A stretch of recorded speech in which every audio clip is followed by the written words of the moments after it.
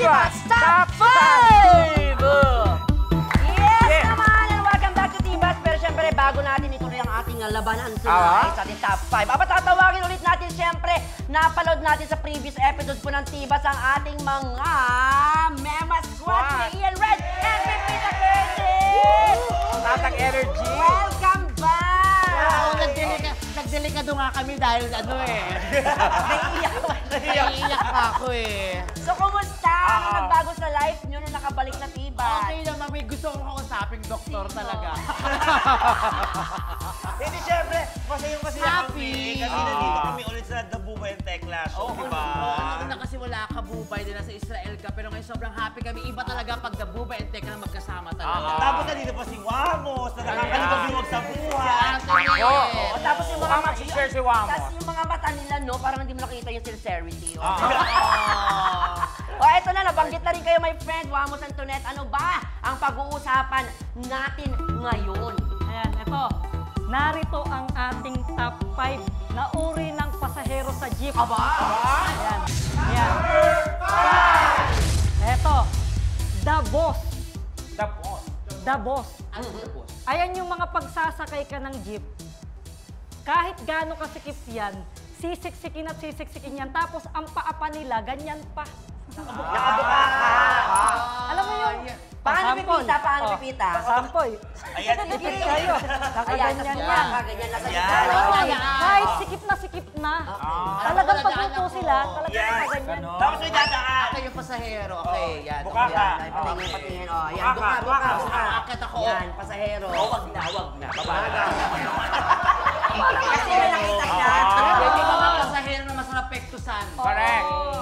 Tapos, akala mo naman kapag yun, Bubay. Nawala. ayan, eto naman, ayan, ang shampoo model. Uy! Ay! May naliligo Shampoo sa... model. Yan yung tipong nakaupo ka at nakaka-relax ka at may bagong dating. Tapos ang ganda ng buhok na akala mo talaga maganda. Tapos pag hinangin sa mukha mo tatapat, alam mo yun? Ba't nakatingin ka sa akin, Wamo? Ang haba eh. Porque mahaba. Alam mo si Bubay. Ikaw na lang, friend, mukhang mabaho yung buhok. Ay, hindi pasok sa amin. Game. Halimbawa ito, game mo na sa jeep. Papasok. Sample. Papasok, Yan. sasakay. Sakay, ayan. Sabi naman si Lola. Tapos umupo. Yan. Yan. Akin. Yan. Kanila ka eh. Sila. Kung pwede lang yung ganun sa jeep, gagawin ko talaga yun. Pero nagawa niyo na ba yun, bebe? Ikaw, Tonet, naranasan mo na ba yun? Akin tinatali ko kasi Dapat nakakairita. ganun. Pero naka-experience ka na ng gano'n na Tinatali. mo. Ayan, kung pwede nga lang, ang itali ko, leeg nila eh. Para rekta na eh. Parang galit na galit ka sa kanya. Pero maraming ganon. Pero siya, Di ba? May ganon talaga minsan. Ikaw, kuya, meron ka ba mga buhok-buhok minsan na Minsan ano? na ginawa sa akin, ikaw subukan, ika dito, ganunin mo ako. Ayan, kunwari, Ganyan. umupo, tapos gumanon. Sapa. Yan. O, isa pa. Yan. Meron ako, di ba? Trip eh. Pinagsihan. Biruin mo, biglang nagkaroon ng araw. Ay, araw ka. Araw ka daw. Dahil lumiwanag. Ayaw mo tumigil ah. Number 3! Ayan, eto naman yung daantukin siya. Ano yun? Go. Dantukin. Daantukin. Damukin. Oo, kasi hindi Ano naman siya? pwedeng ako weak siya eh. Alam mo yung yung tipong kakasakay mo lang din.